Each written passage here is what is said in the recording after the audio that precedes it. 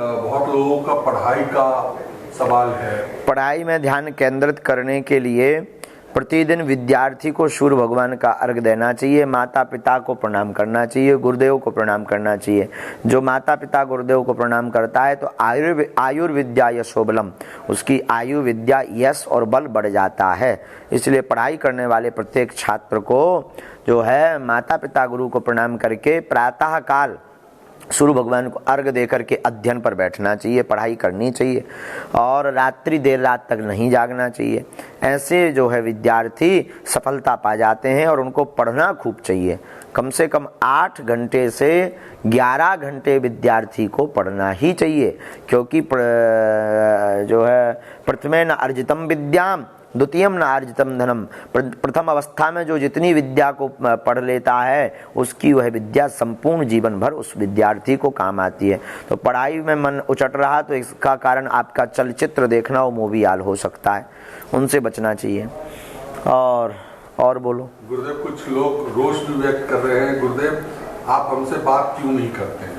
हम जब भाई देखो, बुरा मत मानिए, क्षमा कीजिएगा, बहुत ज़्यादा लोड रहता है, जिंदगी है, लेकिन आप चिंता मत करो, हम जब तक जिएंगे तब तक बात करेंगे और बिल्कुल करेंगे। आप नाराज मत हो, परेशान मत हो, हम बिल्कुल आपसे बात करेंगे और एक दिन ऐसा आएगा कि खूब बात होगी। तब तक भगवत भजन करो आप।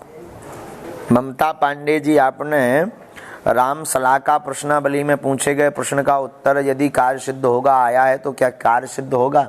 अगर आपकी कार्य के प्रति दृढ़ निष्ठा होगी और कार्य को करने का अंदर जुनून होगा और प्रभु की भक्ति होगी तो निश्चित वह कार्य सिद्ध होगा, क्योंकि रामचरितमानस मिथ्या नहीं है। घनश्याम नामदेव जी, आपको खूब खूब आशीर्वाद, बिलासपुर छत्तीसगढ़ से, आपकी जय हो। सचिन सिंह राजपूत जी, आप कैसी उल्टी बात करते हैं? आप एक बार बात की कह रहे हो, हम जीवन भर आपसे बात करेंगे, आप चिंता मत करो, आशीर्वाद है।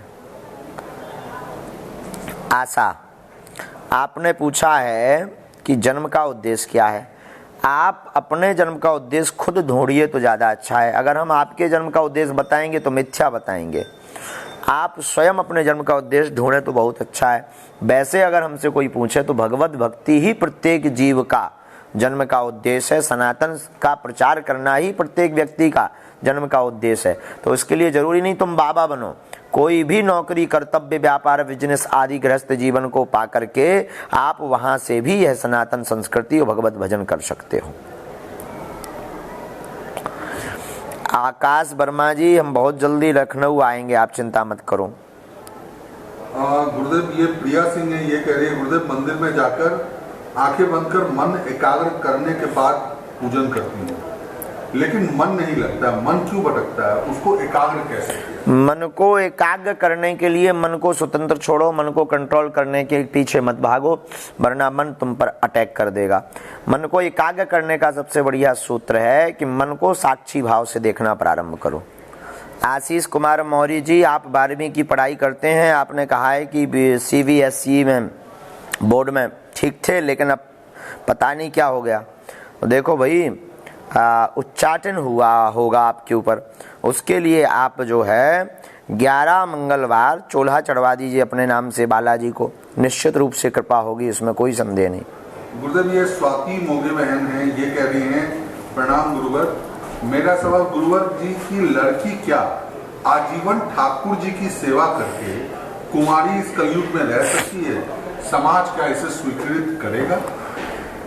बेटी बिना विवाह किए ठाकुर जी को अपना सर्वस्व मानकर ठाकुर जी से ही पाणी ग्रहण संस्कार पूर्ण करे तो आपने कहा क्या ऐसा समाज स्वीकार करेगा? समाज कदापि स्वीकार नहीं करेगा। समाज अपनी धारणा से देखेगा, समाज की धारणा अदलती बदलती रहेगी। मीराबाई को भी स्वीकार नहीं किया तो वर्तमान समय में तो जो मीराबाई आज से कई 100 साल पूर्व हुई और अब वर्तमान समय में तो ये बड़ा मुश्किल है स्वीकार करना।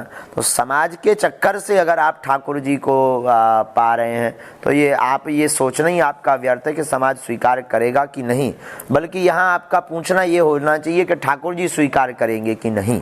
तो अगर आपको ऐसी दृढ़ता है तो समाज को ध्यान ना दे करके अपने प्रियतम, अपने प्रेमी श्री ठाकुर जी की तरफ आपको दृष्टिकोण रखना चाहिए। समाज का क्या, समाज तो आनी जानी है। समाज है जल, नदी, बहती रहती है, कुछ भी बोलते रहते हैं समाज।